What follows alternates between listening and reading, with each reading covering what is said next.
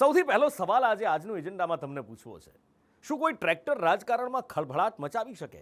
તમે કહેશો કેવી વાત કરે છે, ટ્રેક્ટર અને રાજકારણ સાથે શું લેવા દેવા, કેવી રીતે ખળભળાટ મચાવે?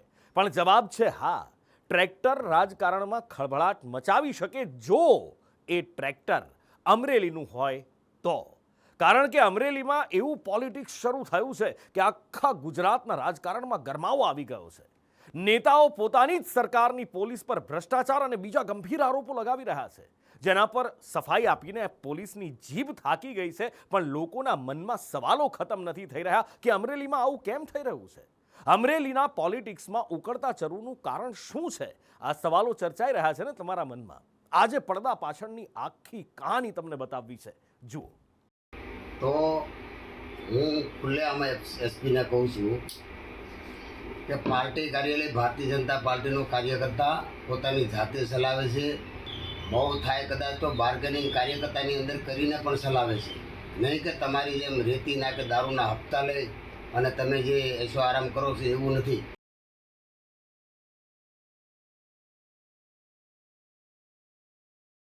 કાયદાના રક્ષક, કાયદાનું ભક્ષણ થાય, વેપાર બીજા કરે, એની મલાઈ પોતાએ ખાય, એ પરિસ્થિતિમાં પોતાની મલાઈ જૂટવાતી હોય એટલે આવો જવાબ આપે એ પણ વ્યાજબી ન કહેવાય. પોલીસ પર ગંભીર આરોપો લગાવનાર આ નેતાઓ ભાજપના મોટા ચહેરાઓ છે, જેમાં એક છે સહકારી ક્ષેત્રના દિગ્ગજ આગેવાન દિલીપ સંઘાણી, તો બીજા છે અમરેલીના પૂર્વ સાંસદ નારણ કાછડિયા, જેમના આરોપો બાદથી ગુજરાતભરમાં હડકંપ મચ્યો છે અને અમરેલી પોલીસની આબરૂના લીરે લીરા ઉડ્યા છે. સાથે બીજો એક સવાલ ઉઠ્યો છે કે ભાજપના નેતાઓ પોતાની જ સરકારની પોલીસ પર આવા આરોપો કેમ લગાવે છે? તમે તેમના આરોપો ધ્યાનથી સાંભળશો તો બધું માલુમ પડી જશે કે આવું કેમ છે. ફરી સાંભળો દિલીપ સંઘાણી અને નારણ કાછડિયાએ શું કીધું. તો હું ખુલ્લેઆમ એસપીને કહું છું કે પાર્ટી કાર્યાલય ભારતીય જનતા પાર્ટીનો કાર્યકર્તા પોતાની જાતે ચલાવે છે. બહુ થાય કદાચ તો બાર્ગેનિંગ કાર્યકર્તાની અંદર કરીને પણ ચલાવે છે, નહીં કે તમારી જેમ રેતી ના કે દારૂના હપ્તા લઈ અને તમે જે એસો આરામ કરો છો એવું નથી. અને મારે ખુલ્લેઆમ કહેવું છે કે રેતી અને દારૂ એ કોઈ જો ધંધો કરતા હોય કે એના જે કોઈ પેલું આખો એજન્સી હોય તો એ પોલીસની છે, એમાં જરા પણ યથીશક્તિ નથી. કારણ અને એસપી એવું કીધું કે દારૂ પીવાવાળાને, વિપુલભાઈને એવું કીધું કે દારૂ પીવાવાળાને તમે કહો એ બંધ થઈ જાય. એ જવાબદારી વિપુલભાઈ દુધાતની છે કે પોલીસની છે? વિપુલભાઈ અને ભારતીય જનતા પાર્ટીના અન્ય કાર્યકર્તાઓ જ્યારે પહોંચ્યા ત્યારે એસપીએ આ ટીમને, વિપુલભાઈ સહિત આવેલા કાર્યકર્તાઓ બે ગંભીર બાબતો કરી. એક વાત ચેમ્બરના પ્રમુખ સહિત બાકીના આગળ ત્યારે કરી કે દારૂબંધી વાત કરવાના બદલે, દારૂ વેચવાવાળાને બંધ કરવાના બદલે દારૂ પીવાવાળાને બંધ કરાવો ને. આ એસપીનો જવાબ લેશ માત્ર વ્યાજબી ન કહેવાય. કાયદાના રક્ષક, કાયદાનું ભક્ષણ થાય, વેપાર બીજા કરે, એની મલાઈ પોતાએ ખાય, એ પરિસ્થિતિમાં પોતાની મલાઈ જૂટવાતી હોય એટલે આવો જવાબ આપે એ પણ વ્યાજબી ન કહેવાય. તમે ધ્યાનથી સાંભળશો તો આ બંને નેતા બીજા એક સ્થાનિક નેતા વિપુલ દુધાતનું નામ લઈ રહ્યા છે અને આરોપ લગાવી રહ્યા છે કે એસપીએ વિપુલ દુધાતને આવું કહ્યું એટલે મામલો એકથી બીજા પર અને બીજાથી ત્રીજા પર આવી ગયો. પણ સમજાયું નહીં કે આખરે બન્યું શું. તો સમજો કે વિપુલ દુધાત આમાં ક્યાંથી આવ્યા. તો જિલ્લા એસપી તેમને એવું તો શું કહ્યું કે આટલો મોટો વિવાદ સર્જાયો? વિપુલ દુધાત જિલ્લા પંચાયતના સભ્ય છે અને ભાજપના સક્રિય કાર્યકર છે, જે 2 દિવસ પહેલા દારૂ અને રેતી માફિયાઓની રજૂઆત લઈ એસપીને મળવા પહોંચ્યા હતા.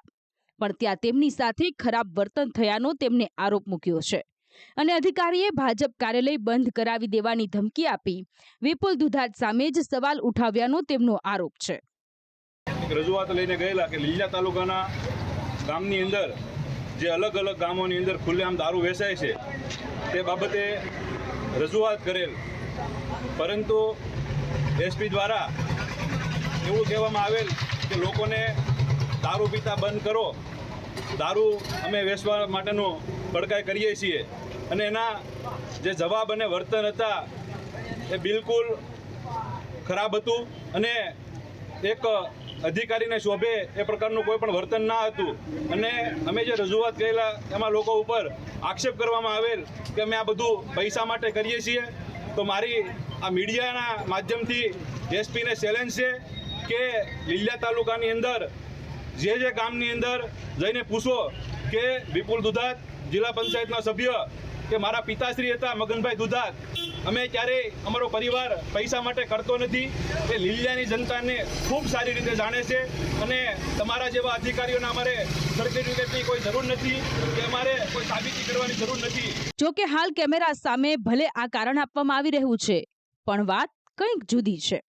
નેતાઓ પોલીસ પર તૂટી પડતા પોલીસની જીભ આ મામલે સફાઈ અને સ્પષ્ટતા આપી થાકી ગઈ અને આખરે આજે ડીવાયએસપીએ મૌન તોડ્યું છે કે આ બધી માથાકૂટ એક રેતી ટ્રેક્ટરના કારણે થઈ છે. જી હા, એક રેતી ટ્રેક્ટરના કારણે. ડીવાયએસપી ચિરાગ દેસાઈએ આરોપ લગાવ્યો છે કે નેતાજી એટલે દુધાત વારંવાર રેતી ભરેલા ટ્રેક્ટર છોડી મૂકવા ભલામણ કરતા અને તેમની ભલામણ ન સાંભળતા તેઓ ખોટા આક્ષેપ કરી રહ્યા છે. વિપુલભાઈ દુધાતનાઓ દ્વારા ગઈકાલના રોજ એક દારૂ વેચતાનો આક્ષેપ કરતો અને એક વિડીયો વાયરલ કરેલ, જે બાબતે લીલિયા પોલીસ દ્વારા તાત્કાલિક ચેક કરતા કનુભાઈ વાઘેલાનાઓનો પ્રોહિબિશનનો ગુનો દાખલ કરવામાં આવેલ અને કડક કાર્યવાહી હાથ ધરવામાં આવી. વિપુલભાઈ દુધાતનાઓ દ્વારા 26 તારીખના રોજ સાંજે એલસીબીની ટીમ, ગોયલ સાહેબની ટીમે રસ્તામાં કોઈ ઇલીગલ રેતી ભરીને ટ્રેક્ટર જતું હોય જેને પુંજા બાદર ખાતેથી પકડેલું હતું, તે બાબતમાં પણ કનુભાઈ એએસઆઈ સાથે કોન્ફરન્સ કોલ દ્વારા ટ્રેક્ટરને છોડી મૂકવા માટે ભલામણ કરવામાં આવી હતી. અને અવારનવાર અગાઉ પણ ટ્રાફિકની કામગીરીમાં કે પોલીસની કામગીરીમાં એ ભલામણ કરતા હોય છે અને પોલીસની કાર્યવાહીને જે બાબતે નોંધ પણ કરવામાં આવતી હોય છે કે વિપુલભાઈ દુધાત દ્વારા પોલીસને આ રીતે ભલામણો ખોટી કરવામાં આવતી હોય છે.